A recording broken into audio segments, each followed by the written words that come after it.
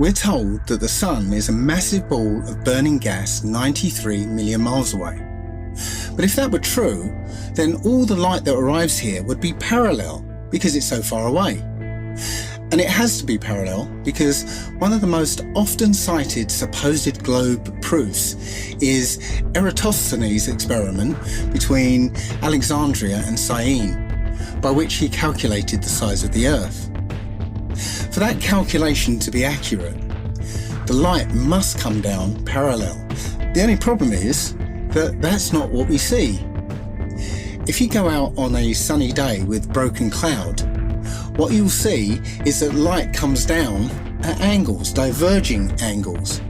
And that means that we can follow those light rays back to the source and triangulate the sun's height above the Earth, proving that the sun isn't millions of miles away.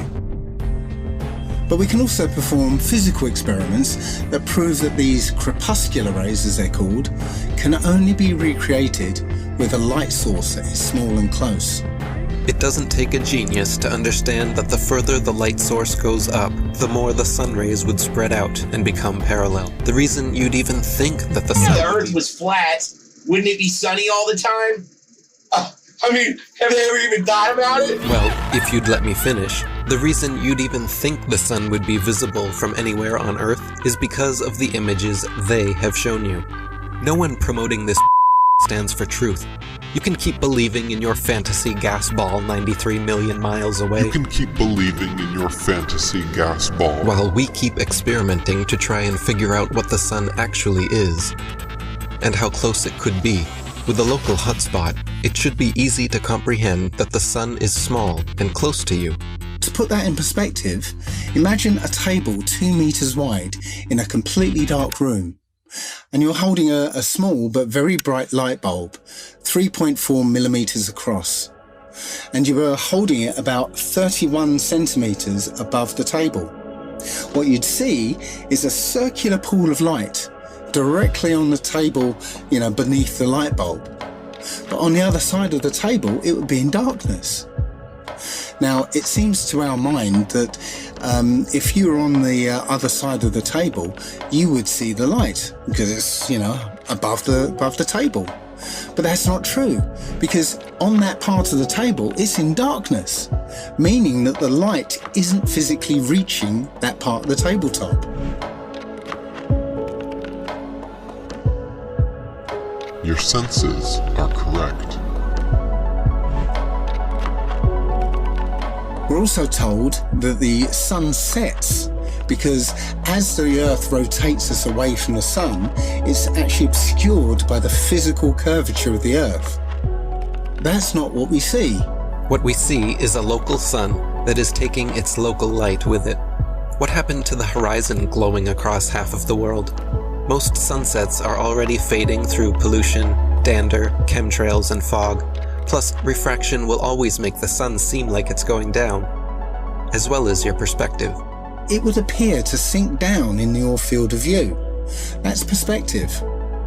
The further away you get from it, the lower it will appear.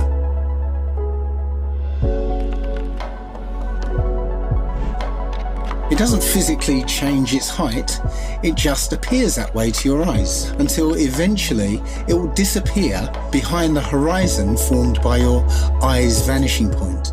Your eye has an angular resolution of 0.2 degrees, and anything at that height will disappear beyond the limit of your sight. Many times we can see time-lapse footage of the sun that shows it getting smaller as it moves away from us. Now, that's not always the case, since the sun is travelling around the North Pole. The closer you are to the north, the less you'll see the size change. But from locations beyond the equator, you'll absolutely see the sun's size change. And that could never ever happen if the sun was 93 million miles away. You wouldn't see the sun change at all. Our eyes cannot see farther than what they were designed to see. But that is no reason to keep them closed. There's also an effect that occurs under certain conditions called atmospheric lensing, where the sheer amount of atmosphere, as well as the rain between you and the sun, acts like a lens and a prism, magnifying it greatly, which leads to another observational proof that the sun setting is an optical effect.